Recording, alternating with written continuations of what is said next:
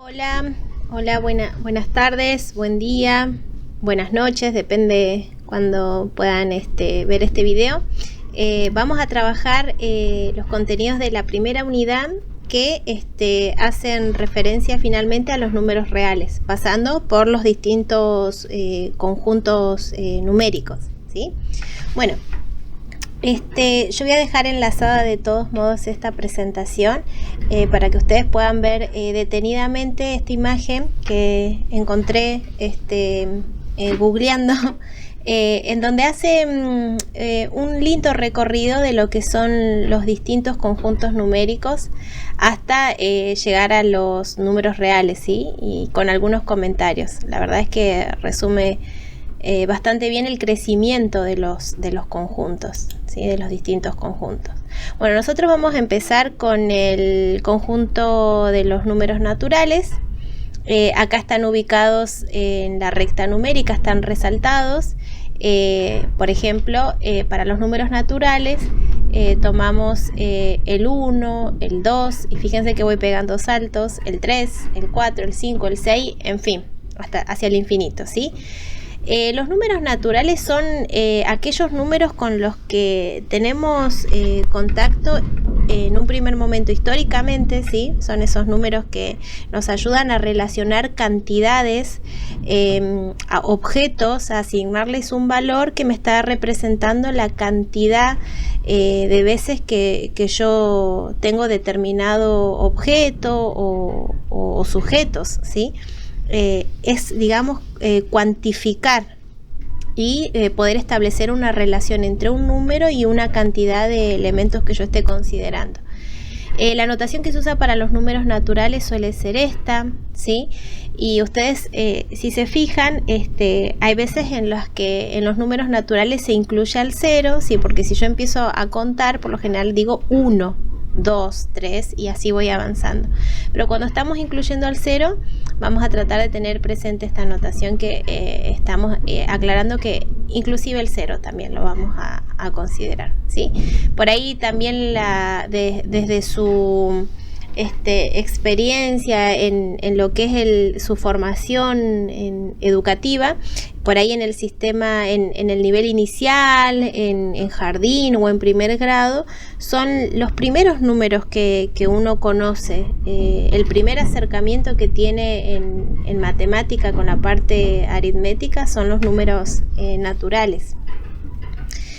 Luego ampliamos hacia los números enteros. Acá tenemos la notación, que es esta Z con esa doble barra, y fíjense que si nosotros pensamos en el 0 como punto medio de los números de la recta numérica, que es infinita hacia la derecha, infinita hacia la izquierda, podemos considerar como una simetría, ¿sí? Tenemos el 1, pero también tenemos su versión negativa, el menos 1. Tenemos el 2 y el menos 2, el 3 y el menos 3, y así sucesivamente.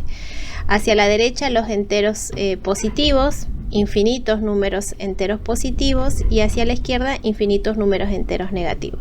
Por ahí lo que hay que ir haciendo acá es parando un poco y entendiendo la construcción, que en esta parte estaban los números naturales, y que ahora yo estoy ampliando con los números enteros que son negativos, o podría decir los números naturales que son negativos, ¿sí? Que le agrego un signo y genero esta nueva categoría en donde son todos números enteros. Por lo tanto, los números naturales forman parte de los números enteros, están incluidos, ¿sí? Luego vienen los números que son racionales, que se simbolizan con esta letra, que es una Q, este símbolo. Y cuando hablamos de números naturales, acá también pueden encontrar distintas definiciones, ¿sí? Lo importante de los números racionales es que son números que se pueden representar de manera racional, con una razón entre dos números naturales, o como lo vamos a ver, también entre dos números enteros, ¿sí? Yo acá puedo tener un número entero sobre otro número entero, pero es cualquier número que admita este tipo de escritura, ¿sí? Es decir, en su representación fraccionaria, en donde estos dos números que aparecen arriba y abajo tienen un nombre particular para identificarse. El número que aparece arriba se llama numerador y el valor que aparece abajo es el denominador, ¿sí? Otra cosita que aparece acá y que es muy importante es que este valor, el que sale en el denominador, no puede ser 0. Bueno, yo los invito ahí a que investiguen, a que jueguen un ratito con la calculadora, a que piensen en esta relación y bueno, ¿y por qué no 0? ¿Sí? Esta barra fraccionaria también yo la puedo pensar como operación matemática, sería una división. Yo estoy pensando en una partición de un número en B partes, ¿sí? Yo acá tengo un número que lo divido en B partes y de esas B partes tomo A partes, ¿sí? Entonces, ahí ustedes también pueden pensar en este número racional, como les dije, como operación de división y decir, bueno, entonces yo estoy a A dividiéndolo en B como operación, ¿sí? Como división, pueden trabajar de esa forma y ahí vamos a ampliar un poquito la mirada entonces de lo que significa un número racional. Por ejemplo, acá tenemos una relación, ¿sí? Una razón entre dos números enteros, en este caso son naturales, el 14 y el 5, ¿sí? Entonces, yo divido en 5 partes y de esas 5 partes tengo que tomar 14 y ustedes van a decir, bueno, pero esto, por ejemplo, si pienso en una pizza y la divido en 8 partes, no puedo tomar 21 partes, pero resulta ser que nosotros también pensamos en las particiones no solamente entre 0 y 1, sino en más. ¿Por qué? Por ejemplo, si nosotros tenemos invitados y resulta que yo decido fraccionar a las pizzas en 8 partes. Bueno, pero es mi decisión hacer esa partición de pizza. Yo quiero que estén en octavos.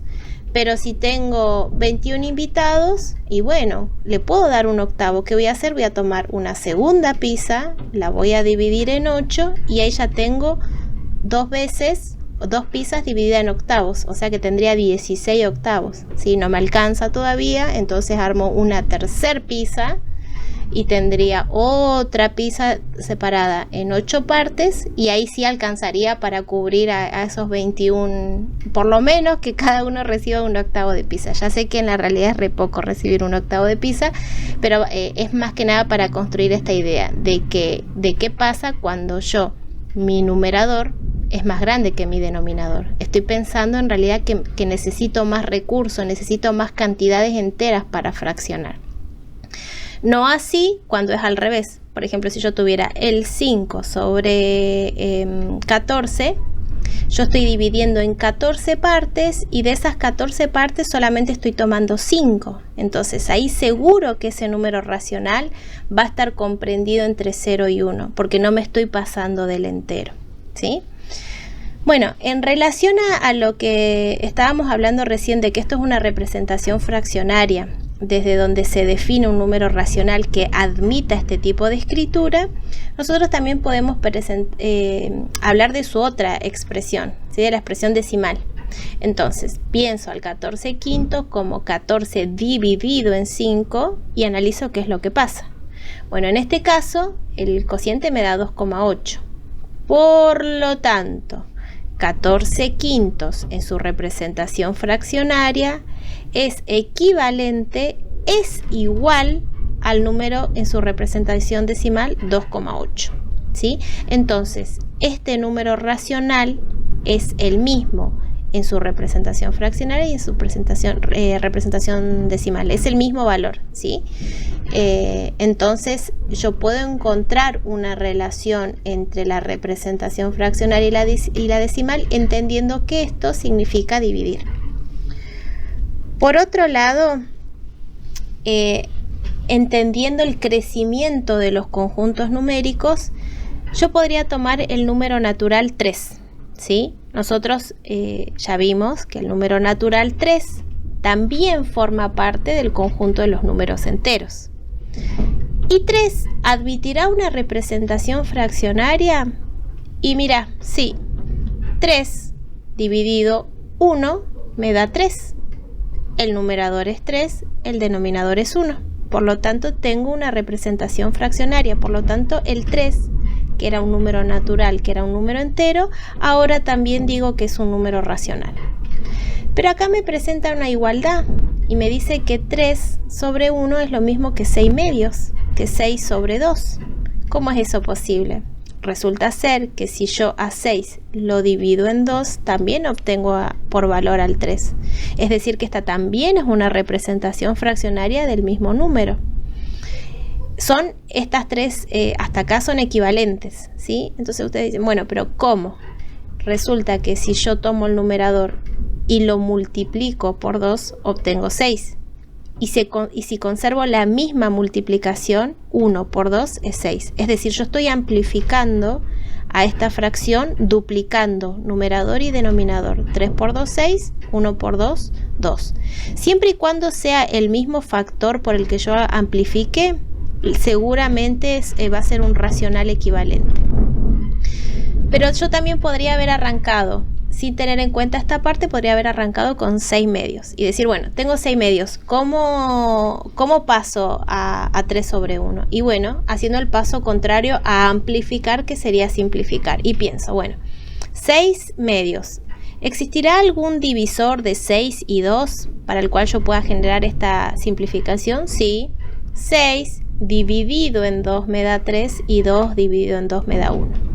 Siempre y cuando encuentren esos divisores en donde yo todavía pueda escribir una relación entre dos números enteros, porque fíjense, insisto, numerador y denominador son dos números enteros, puedo generar otra representación, ¿sí? Yo acá tranquilamente podría a partir de acá y generar una duplicación, o partir de acá y triplicar, cuatriplicar, multiplicar, no sé, por 100, por 7, por 1000, por lo que yo quiera, y voy a obtener infinitas fracciones que cuando yo divida el numerador por el denominador me siga dando 3, ¿sí? Y bueno, si queremos ser un poquito más puntillosos, podríamos decir que la expresión decimal de este número es 3,0, ¿sí? Para generar este decimal. También podría ser 3,00, 3,0000 y agregar todos los ceros que yo quiera, porque el 0 después de la coma, bueno, carecería de valor en este caso y estaría representando el mismo número racional. Entonces son todas representaciones racionales y fíjense, igual, igual, igual. Son todas equivalentes, ¿sí? Son todos números racionales en sus distintas representaciones, pero son todos números racionales. Entonces, fíjense cómo vamos ampliando esa idea de número racional. Y acá lo que es importante también tener en cuenta, si lo vamos a pensar al número racional como un cociente, como una razón entre dos números enteros, no podemos perder de vista la regla de los signos, ¿sí? Fíjense que acá tenemos más por más es positivo, menos por menos es positivo, menos por más negativo, más por menos negativo. Y fíjense que yo estoy enunciando una operación matemática en particular, que es la multiplicación. De hecho, yo digo más por más, y lo que tiene que quedar claro de acá es lo siguiente, que cuando se multiplican dos números que son positivos, el resultado es positivo. Cuando se multiplican dos números que son negativos, el resultado es positivo, perdón. Y cuando se mezclan, el resultado es negativo. Acá yo también podría pensar en esa famosa frase, el orden de los factores no altera el producto. Si yo multiplico 4 por 5, es lo mismo que 5 por 4. Entonces, si yo multiplico un número negativo por uno positivo, es lo mismo que uno positivo por uno negativo. Y me están arrojando la misma relación, ¿sí? La misma regla, es negativo. Cuando los signos son iguales es positivo y cuando los signos son diferentes es negativo. Algo que confunde mucho la regla de los signos es que intentan usarlo para las adiciones y sustracciones, es decir, para las sumas y las restas, cosa que no es válida, ¿sí? Pero sí es válida usar la regla de los signos cuando yo estoy pensando en la multiplicación y en la división. Y la división justamente es la operación que recién enunciamos para definir a los números racionales. Es decir, que yo si tengo un positivo dividido un positivo, me da positivo. Si yo tengo un negativo dividido un positivo, el resultado va a ser negativo. O sea, esta regla es válida para estas dos operaciones. Entre sí son operaciones inversas, ¿sí? Y es válida la regla de los signos en ambos casos. Entonces, acá tenemos un racional. Acá está escrito en forma general. Si yo tengo un número negativo, acá ese A puede ser cualquier valor, si puede ser 5, 6, 7, 8, lo que ustedes quieran. Entonces tendría menos 7, menos 8, cualquier valor negativo, dividido cualquier valor, otro valor negativo. Entonces, ¿qué pasa? Si yo vengo a la regla, menos dividido un menos. O sea, estoy acá. Menos por menos más. Ya sé que dije por, pero bueno, podría ser división también, como se amplifica la regla. Entonces, menos y menos me da positivo. Entonces yo estoy pasando de esta razón entre dos números enteros a un número racional que directamente es positivo. Esta relación en realidad esconde a un número racional positivo y directamente me quedo con esta versión, ¿sí? Otro caso, otro ejemplo. Puedo tener un entero positivo sobre un entero negativo. O puedo tener al revés el mismo valor, pero en su versión opuesta, número negativo sobre otro positivo. Nosotros, si evaluamos esta situación, sería más sobre un menos, o sea que el resultado es negativo. Y esta la puedo pensar como menos sobre algo positivo. Menos por algo positivo también es negativo. No importa en cuál de las dos versiones aparezca el número, en realidad yo puedo decir que eso es lo mismo que escribir A sobre B en su versión negativa, ¿sí? Porque más por menos y menos por más, directamente estoy diciendo que ese número racional es negativo. Y acá es donde toma mayor fuerza esa primera definición en la que un número racional es una relación entre dos números naturales. Y por fuera coloco el signo si ese valor es negativo o positivo. Pero la relación en sí, hay muchos autores que la definen solo como números naturales, ¿sí? Pero bueno, insisto, podrían aparecer estas cosas que son más generales y decir, bueno, en realidad es una relación entre dos números enteros y yo trabajando esa relación puedo llegar a sostener directamente el resultado final. De esta relación tengo un número racional positivo y de cualquiera de estas dos tengo una relación en donde el número racional es negativo, ¿sí? Bueno, por otro lado, a ver, vamos completando nosotros esta recta numérica que en un principio pegaba saltos en la recta numérica 5, 6 y cuando yo fui a los números enteros amplifiqué para los números anteriores al 0, menos 1, menos 2, menos 3, ¿sí?